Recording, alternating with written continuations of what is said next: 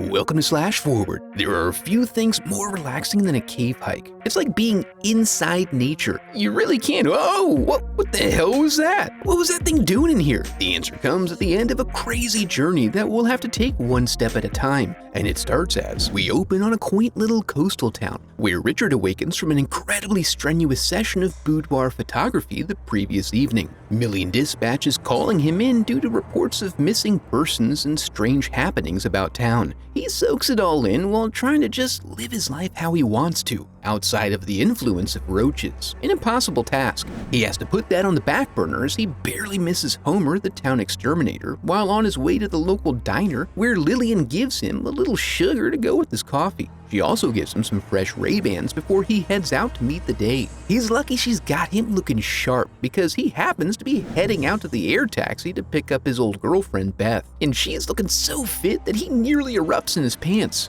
As they drive, we learn that she's been gone for 4 years, and a lot's changed in that time. Many old businesses have closed, and Richard inherited the position of sheriff from his father after he died. Since everyone wants a piece of old dick, they're flagged down by Mrs. Pennington the librarian looking to file a complaint about some ne'er-do-wells chewing the glue out of the binding of every book in the library overnight. A common indicator of pests, but also a significant crime if she thought it was true. Meanwhile, Cy's hitting up Mayor Johnson for some capital. Intech, a multinational corporation, is investing heavily to modernize the island. Cy's hoping to get a piece of that action to help his business and keep the tourists flowing in. Then Richard drops Beth off to spend some time with her dad, and they make plans to get together later. When she goes inside, it's revealed that Daddy is none other than Elias Johnson. Their tepid reunion signals an obviously tumultuous past, although they are happy to reunite, which is nice to see. Finally getting to his day, Richard starts with the report that Roger has gone missing and was last seen by the old lighthouse. There is no sign of him there. When he turns to leave, a strange buzzing sound gets his attention, but it just turns out to be Jake, the old dog, pranking and drinking like he does. You gonna marry my daughter, Chief? An obvious cover for some deeply held insecurities and feelings of inadequacy. This is Beth's first time back on the island since her mom died, and it feels like walking through a mausoleum to her. Daddy Johnson apologizes for his emotional distance. He was just hurting so bad. Beth tries to clear her head by walking the grounds and finds a new camper that didn't used to be there, as well as a dog. Eventually, she runs up on the border of what is now the Intech development. Meanwhile, the dog is approached by a familiar sound we were trained to associate with Jake, but that appears to actually be coming from some miniature velociraptors. She hears its cries of agony and works her way back. When she gets there, she follows the chain as it gets bloodier and eventually terminates in a sloppy, wet pile of meat. Richard happened to be going out that way at that time and arrived exactly when he was needed. It's not clear what could have done this, so he gathers some little black pellets as evidence before they go. Richard goes on to address the issue with the mayor, who wants Intech to take a first look at the situation out there since it is their land, and he gave them sovereign immunity. Then Beth shows up and it creates the appearance of being pulled between two opposing forces. She chooses Richard and they work to settle some old hurts as she admits she left to get out from under the negative vibes of the town, you know? But not him, he's cool. Meanwhile, Elias checks in with his contact at Intech to make sure everything is under control, and we're left to wonder exactly what he means by this. Out at the scrapyard, Jake spends his evening chasing off rats, as if that isn't their home as well. In his enthusiasm, he very nearly goes dick out in his little long johns. He turns a corner to discover that his quarry was already butchered by a different predator, a predator that currently has him surrounded on all sides. His only hope at this point is to pretend like he's asleep, which works about as well as you'd expect. The next morning, Richard's finally able to cut the angle on Homer and try to see if he can get sprayed, but the island keeps him busy, so he offers a DIY alternative. Over at the diner, the fellers are talking about normal stuff, like dead dogs and the return of the chief's old love interest. This could be okay, except they get quiet as soon as he arrives, making the atmosphere quite awkward.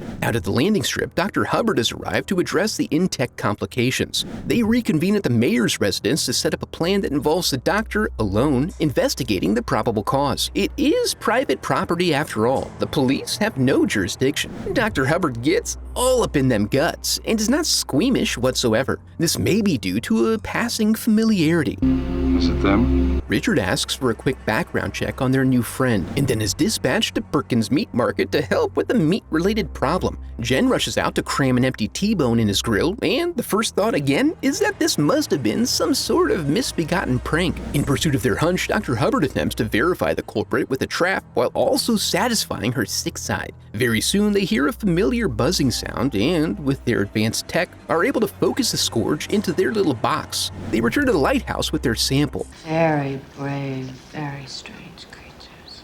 where she gushes over them like they were her children. She does admire their capacity for parthenogenesis, and even becomes enraptured in pleasure when they begin to nibble on her digits. Homer and Lily are conducting business at the diner when Beth walks in. To be fair, we don't have any idea if she's aware of Richard's history with Lillian, but just to be sure, she lays it all out there about how she's living a trash life, and Richard is the only thing on this godforsaken island worth crossing the street for. Instead of addressing or resolving this, Beth goes back home and begins sorting through some old boxes of things. She runs across Intech's development plans someone printed out on the old Commodore. This compels her to investigate, and she breaches the outer perimeter this time, and inside the walls finds a boneyard of mutilated corpses. Back at the lighthouse, Elias insists that they kill the little vermin. The doctor's chosen method is to gas them one at a time after they've had a good meal, but it ends up taking a significant concentration to even accomplish that. A dose this large is lethal even to humans, so widespread application is risky. The mayor laments going along with this plan and is even on the verge of calling for an evacuation of the island, but Dr. Hubbard convinces him to give her 24 hours to attempt an alternate method. Beth marches along in her high tops and Jordashes until she comes across the old mine. It's well secured, but she slips through like a little rat and finds a spot where she and Richard used to make love in the fertile soil. Speaking of, the chief flags down Homer again, and after careful examination, he identifies the strange leavings as Thanksgiving dinner-sized cockroach turds. However, it is unusual to find them eating meat. Then Millie calls in to spill the beans on Dr. Hubbard. She was an MIT geneticist who was expelled for conducting illegal experiments. They share this on an open frequency, although that is inconsequential. Deeper in the mine, Beth finds a cache of high explosives that were left behind. A familiar buzzing sound sends her deeper into the crevasse, where she's startled to find some gooey sacks dangling from the ceiling. This is too surreal for her, so she takes off running toward the cave's back door and begins crowning just in time. Later on, Richard tries to administer a dressing down, but he really doesn't know what he's dealing with here. Plus, Hubbard has everything under control, so he can save that for someone else. Elias pleads for his trust, even though he hasn't shown himself to be trustworthy, so Richard tenders his resignation. At the diner, we find Church taking out the trash, but the dumpster's looking pretty full. When that happens, you gotta tamp it down. But when he tries to get in there, he is surprised to find that he's being eaten in little bits by a bunch of roaches. Now free to pursue any course of action they'd like, Richard takes Beth back to his house so she can clean up. She confides that she's been longing all this time for the emotional comfort she cannot get from her father, and Richard endeavors to provide a solution to her daddy issues while nearby her shirt begins to give birth.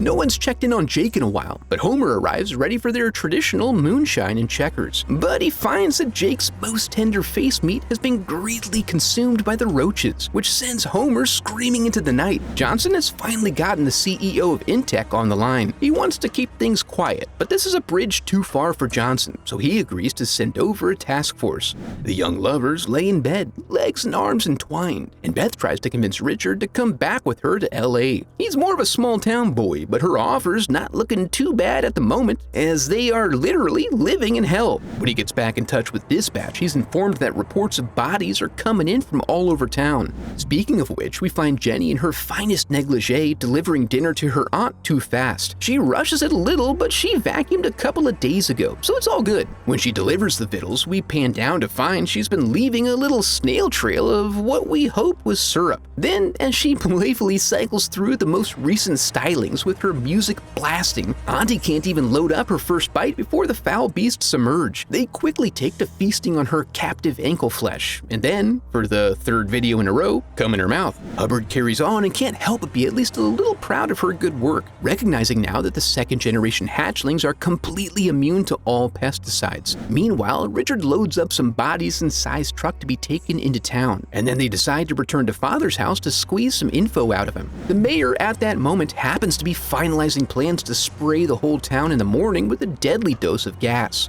However, the phone lines become jammed with roaches and the call breaks up, so it's not clear if they got word to abort the mission if the lighthouse is lit, as that will indicate the residents failed to evacuate. Yeah, I'm sure it's fine. As Cy makes his way into town, the bodies are predictably riddled with some bugs, and he is predictably clueless, right up until them suckers start chewing on him. Unfortunately, they take their treat right as he reaches the old bridge, making the cost of his distraction quite steep. In a much more comical scene, Lillian handles her infestation in a way that guarantees the diner will never pass code inspection again. Also, probably a little too lighthearted, considering the likely inevitable outcome, sadly. Elias finally builds up the courage to let the sicko doctor know that a spraying has been arranged for the morning. In response, she drops the news about their immunity to the pesticide. Dadgummit, that is frustrating. If that's the case, she might as well go ahead and fire up the lighthouse to ensure the mission is aborted. Back at the rat shack, Homer's cooking up a special brew for these little suckers, and, being a dirtbag, discovers the true solution to an infestation of this intensity. But does he have the balls to employ it broadly? Daddy's in the process of sorting out some details with Hubbard when Beth storms in to demand answers. Dad, what's going on this island? Not now, damn it! While Richard circled back around at the station, only to find that young Millie is now dispatching emergency personnel in heaven. Oh boy. He then traipses into the diner hoping he might have gotten a guilt-free break from his second choice, and when he appears to have achieved this, he spends his time with a tear-soaked goodbye rather than checking for a pulse. Nah, she dead. He quickly draws on Homer even though their enemy is roaches, which are not at eye level. As they try to determine the next objective, Hubbard gets on the radio to announce her difficulties with the lighthouse, so they go there. The calls go otherwise unheeded, as repairing his broken relationship is more important than the island of 700 people he was trying to help when he initiated this roach project to begin with. With losses mounting, the boys are pretty hot. I wish you were a man. I can't punch you, but I sure will shoot you. Through the combined explanatory efforts of Hubbard and Elias, we learned the goal here was to make roaches that eat roaches and then die themselves, eliminating the need for pesticides. By agreeing to test on the island, they were looking at a healthy payout from Intech for the modernization project. The pests seem to have developed a social structure, indicating the central queen colony scenario we'd come to be familiar with. They'll need to address that, but start with the immediate problem of trying to get the lighthouse lit up. Back at the Johnson residence, the roaches are taken over, but they do have several towels and a double-barrel shotgun. In addition to this, Hubbard gives them the idea to try to freeze the vermin out with CO2 from a fire extinguisher. This seems to be somewhat effective, but they are swarming from every hole. They do the best they can with their limited supply of fire extinguishers, and it's opposite. But when a rug gets stuck in the bathroom door, Elias takes this as his chance to make the ultimate sacrifice to ensure his daughter's safety and ensure the continuation of the Johnson family name. Things are no better at the lighthouse, as a giant egg pod has been left unattended and begins sputtering its thick, milky payload all over. This causes Hubbard to become intoxicated by the unmitigated success of her project, which now appears to count a reanimated cat carcass among its achievements. Richard sends Homer to retrieve the gun and nearly pays for that decision with his life. But then Homer's clumsy nature comes in clutch when he attempts an unsafe and unnecessary maneuver. As they clean up, we see Hubbard's natural curiosity begin to take hold, and then they get the light running with a whole hour to spare. Beth has been sulking in her airtight closet for a while, but then remembers that grits are half off before 6 at the diner, so she slowly ventures out. The radio crackles to life, and as they begin to coordinate, we learn that the hybridization consequence is applicable to all of the meals in which their DNA has commingled. She discovers her folly too late, but this does provide her with the front row seat to her father's great awakening. She manages to fire and reload, ultimately ending his second chance at life with a headshot right as Richard arrives.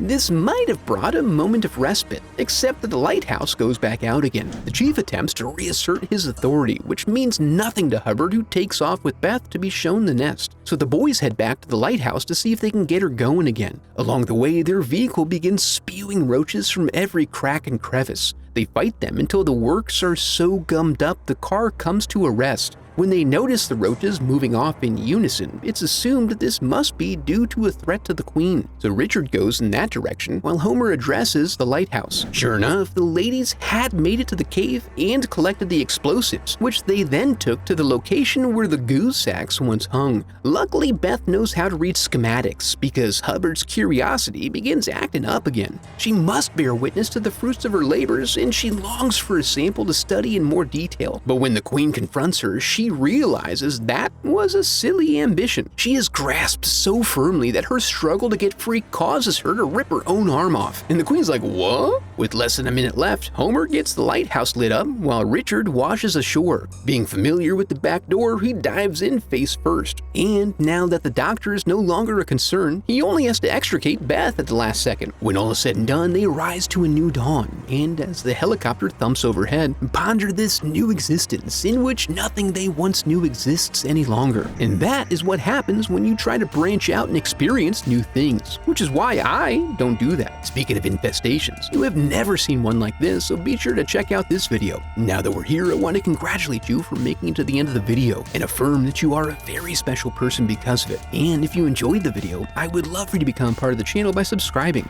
Thanks for watching.